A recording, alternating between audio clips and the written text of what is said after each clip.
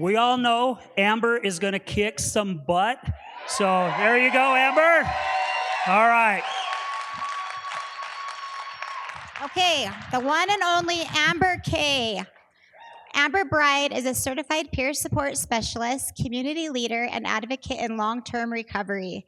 She is passionate about building connections, creating safe places and spaces for healing, and supporting individuals and families impacted by addiction, trauma, and mental health.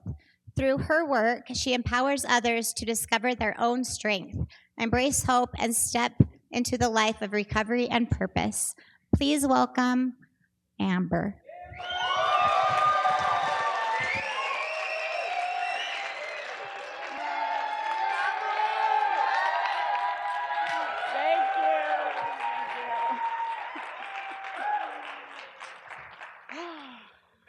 All right. No pressure. No pressure. No pressure. All right. First and foremost, thank you all that are here. I'm very, very honored to be here, to be a part of this. This event has been impactful for me along my recovery journey. And I chose to pick the title Authentic Path. When you guys think about being authentic, ask yourself, what does that truly mean to you? Right? How do you show up authentic in spaces where maybe you feel like you don't belong? Right? When I kept being on this stage right now, I was like, why did I say yes? Like, you know, there's rock stars on this stage today. And then I'm reminded that I am a rock star myself.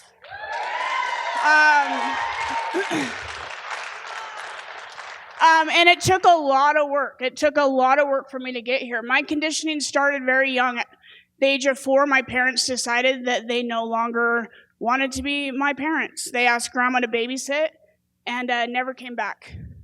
At the age of 7, Grandma instilled in my brain that society only accepts and loves people that look a certain way. So she put me on diet pills.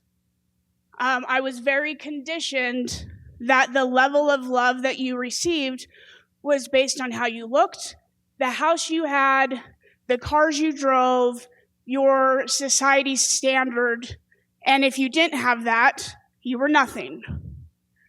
At 11, I asked too many questions, and her money, she decided to send me off. Anytime she would, be called out like, this girl just needs someone to love her. She just needs family. She'd pull me, put me somewhere else, hoping that her money could buy off the system and have people tell me what I needed to be so I could fit in that box. Right? 17, she decided her money wasn't going to buy me. I did not want to be in that box, and I didn't understand it. 17, actually, let me go back. So the last foster home that I was in, this really kind of solidified that programming. I ran away with one of my foster sisters because, who doesn't want attention from boys? That's what you want, normal 16-year-olds. And she had a boyfriend, and she said, listen, he's got a roommate. It'll be fine. Let's sneak out. So I was like, that sounds like a great idea. Let's do that. That was my first sexual assault. The problem with that is I wasn't even supposed to be there. So I had to sneak back into my foster home and act as if that never happened. And then the stories that were told about me because of my weight and my size, I heard my grandma's voice, right? 17, she decided that I wasn't worth the money anymore. She wasn't paying. So 17, I was homeless in St. George, where that just doesn't happen. St. George is a small town, and I'm not yet an adult, so therefore I can't go get my own apartment. Where am I supposed to go? Of course, to the college dorms, because that makes sense. That's what you do. You have nowhere else to go. You just go party, and you find boys that'll let you stay. And then that was my first attempt at taking my life. I felt like I was never going to fit in society's standard of what I needed to be. I didn't look the part. I didn't have the money. I didn't have the prestige. And frankly, I was sick of the sexual assaults that had happened, and self-harm no longer was doing the trick. I saw myself as the natural disaster that was causing the pain in everybody's life. We had a few more of those. And then I found my first kid's dad. And at first, that was my saving grace. I was like, here he is. He's going to save me. I'm going to be okay. The first time that I felt like I had genuine love and kindness, and he didn't want anything from me but just me. I slowly learned after having my daughter that was not the case. He had his own demons and his own things that he struggled with, and it almost cost me my life.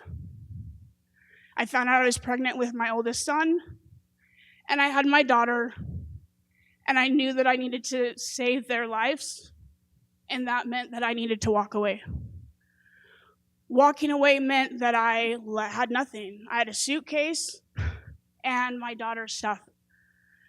And now I have to start over in a world that, again, I don't belong. I don't have money. I don't have family. I don't look the part. And now I have 2 kids. What am I supposed to do with this? Well, I thought I'd healed, right? I thought I'd showed up and I was doing the best that I could with my kids. And then I met my ex-husband, and it was amazing. Right? I was like, this is what it is. This is what love is. This is what it's supposed to be. And then all of a sudden I was like, wait, I don't think that I can do this. And I ended it, and he was persistent on no, we are meant to be together. I found out I was pregnant with my youngest son, and I said, no, I didn't stay with the man for a child. I'm absolutely not getting back with you for a child. And what he did in that last year was he paid child support. He not only took his son, but he would take my 2 oldest kids if they weren't at their dad's. And he did that for a whole year. And I was like, maybe I am wrong, right? Maybe I do deserve love. Maybe this is something that I just didn't have the right person. Fast forward a little bit, and some more suicide attempts, and I just never felt like I belonged, right? Every time anything in my life would happen, when things were going wrong, I based it on my weight, right? It was the abuse happened because of what I look like, or because I didn't have enough money in my account, or because of the neighborhood that I grew up in. I didn't know what it was like and internally, I definitely didn't want to be here. Right? That voice in my head and that conditioning told me that I did not belong. So I then found drugs. And to me, I was like, oh, this is my saving grace. This substance is going to save me from myself, because I did not want to be alive, to the point that I had letters written. I had a plan. I was going to do it to where nobody would find me. There would be no mess. But my family would have letters explaining that I had done the best that I could. I just could no longer go on. Because I didn't feel like I was a good enough mom. I didn't feel like I was a good enough wife. I didn't feel like I was good enough at anything. And then I found, drugs that numbed all that out. So then I was like, cool, my head's quiet. My heart doesn't give a shit. Like, I don't care about your feelings. I don't care about whatever. And it didn't matter. It didn't matter the more sexual assaults. It didn't matter any of the game that was happening. I embraced it. Because then what happened is I got super skinny. I had lots of money, and everybody wanted to be my friend. Right? So then that conditioning and that part of my brain was like, your grandma was right. This is how the world works. When you're skinny and you have money, you have everything that you could desire. I tried to get sober, gain weight, don't have any friends, don't have any money, right? It had nothing to do with the fact that I didn't have drugs anymore, right? My brain saw it as it was a physical representation that was turning people away, right? There was something better looking, more successful. And that led me down a path in and out of jail. My kids hated me. My husband and I at the time, we pretty much hated each other. But it was more about the comfort in the chaos, right? How many of us can relate to that? Hello. I'll absolutely run to the chaos and the dysfunction if I don't have to be alone. I'm a female. I don't want to be alone in the streets. I mean, I can handle myself, but it was a whole lot easier to have my partner and for us to do this together. Then what happened is some overdoses. He is overdosing. My kids don't want anything to do with me. And I go to jail the last time, and my daughter informs me that, she's 18 now, and I missed her birthday, and I'm missing her high school graduation, and I'm so much not going to be in her life. She's moving, she's not telling me where she's going, and she's done doing this. She's done living in the fear that when mom doesn't answer the phone, I'm dead, or I'm back in jail. I put my kids through that. I lived my whole life to try to do something different, and then I woke up one day and was like, I literally am my parents.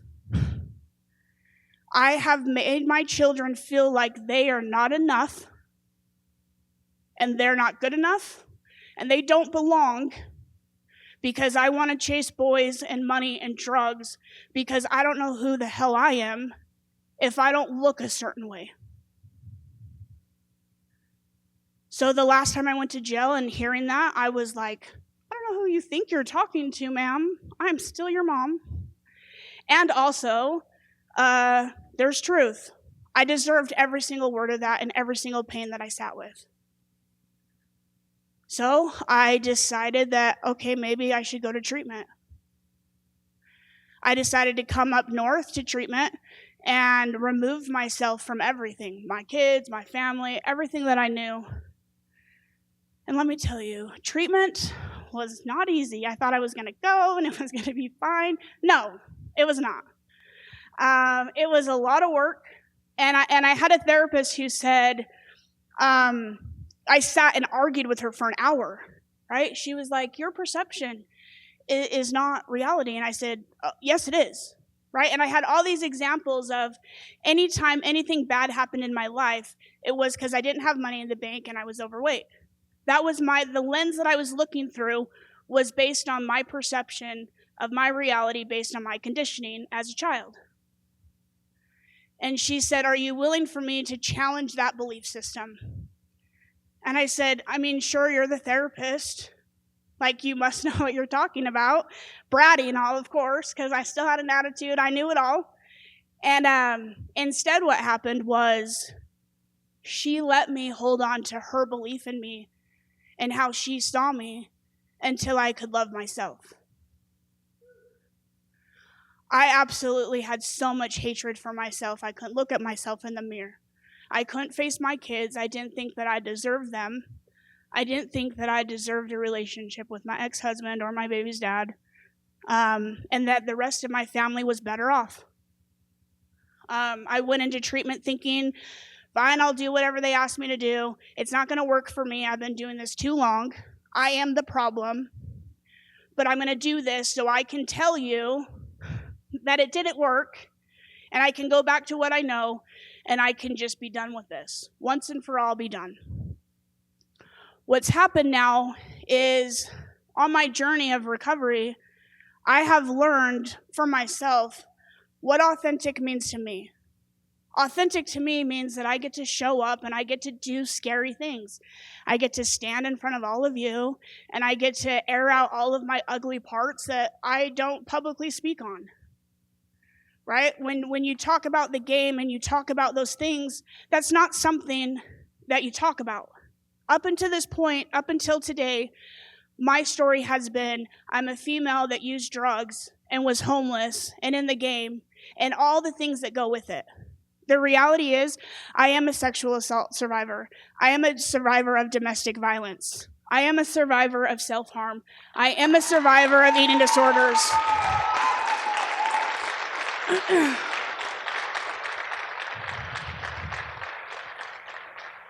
And I am someone who's in recovery who uses my voice today to do something different.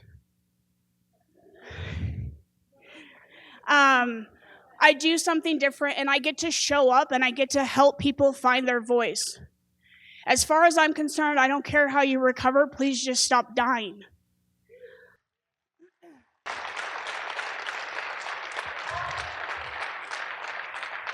What I mean is, I do care how you recover. I care that you love yourself. I care that you care about other people. I care that you're aligned with your values. I care that every day you strive to be a better version of yourself. That's what I care about. I don't care how it takes you to get there.